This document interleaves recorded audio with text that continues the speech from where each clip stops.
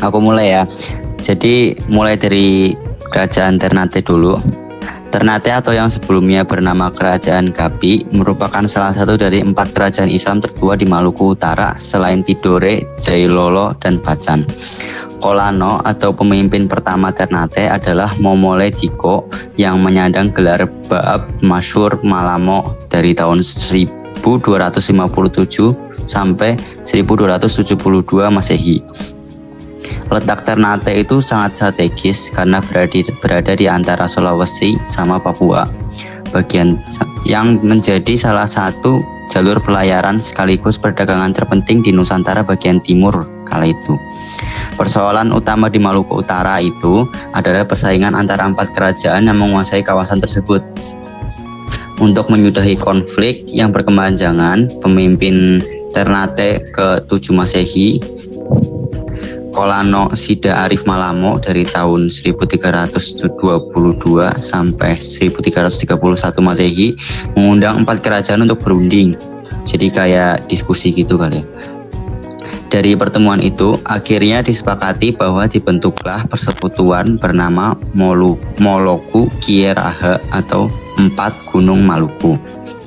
Tidak ada catatan yang menyatakan kapan awal Islam masuk ke Ternate. Namun, Kolono Marhum merupakan raja Ternate pertama yang memeluk agama Islam.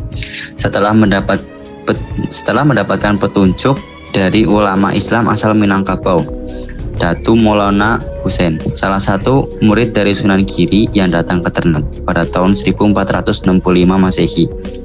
Ternate memeluk agama Islam sejak abad ke-13 Masehi dari pedagang Arab. Namun Islam mulai disebarluaskan dan berkembang di Ternate pada abad ke-15.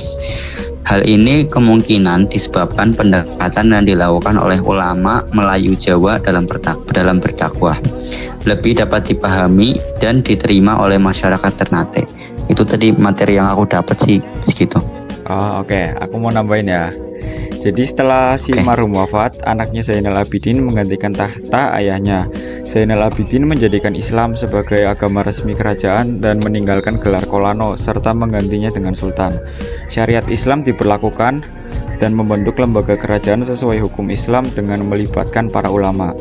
Langkah-langkah ini kemudian diikuti kerajaan lain di Maluku secara total, hampir tanpa perubahan. Ia juga mendirikan madrasah yang pertama di Ternate. Sultan Zainal Abidin pernah memperdalam ajaran Islam dengan berguru pada Sunan Giri di Pulau Jawa. Zainal Abidin dikenal sebagai Sultan Bualawa atau Sultan Cengkeh. Nah, itu yang aku dapetin sih materinya. Ada yang mau nambahin? Oke, aku lanjut ke materi Kerajaan Tidore ya. Kerajaan Tidore, raja pertama Tidore adalah Sahajati yang merupakan saudara masyhur Malamo. Raja pertama Kerajaan Ternate, penguasa Tidore yang pertama masuk Islam adalah Ciriliyati dengan gelar Sultan Jamaluddin 1495 sampai 1512 Masehi. Sejak saat itu, Kerajaan Tidore pun berubah menjadi Kesultanan atau Kerajaan bercorak Islam. Peninggal Sultan Jamaluddin, Kesultanan Tidore dipimpin oleh Sultan Al-Mansur 1512 sampai 1526 Masehi. Kala itu, pengaruh asing mulai masuk ke Maluku Utara, termasuk Tidore. Tidore kedatangan bangsa Spanyol yang diterima dengan baik. Sebelumnya, kerajaan tetangga yakni Kesultanan Ternate telah terlebih dahulu menjalin relasi dengan bangsa Portugis. Pada masa itu, Spanyol dan Portugis sedang bersaing menanamkan pengaruh di kawasan timur Nusantara. Suasana persaingan pun semakin panas. Portugis berambisi merebut Tidore dari pengaruh Spanyol. Pertikaian ini berakhir dengan perjanjian damai.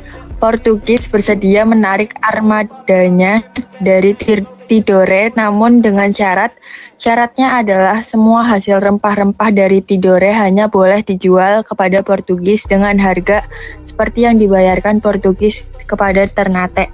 Itu materi dari aku, ada yang mau nambahin? Bentar, aku tambahin yang di Kerajaan Tidore ya. Nah, jadi masa keemasan Kesultanan Tidore juga dirasakan di era kepemimpinan Sultan Nuku pada awal abad ke-19. Sultan Nuku memperluas wilayah kekuasaan Tidore sampai ke Papua bagian barat, Kepulauan Kei, Kepulauan Aru, bahkan sampai Kepulauan Pasifik.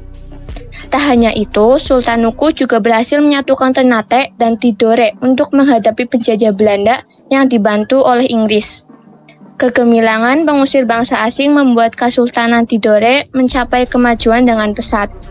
Peninggalan dari kerajaan Ternate salah satunya adalah seni bangunan yang terkenal, yaitu Istana Sultan Ternate dan Masjid kuno di Ternate. Ya, segitu aja. Ya, ini udah aku catat juga, nanti tinggal dikirim ke Pak Sepul.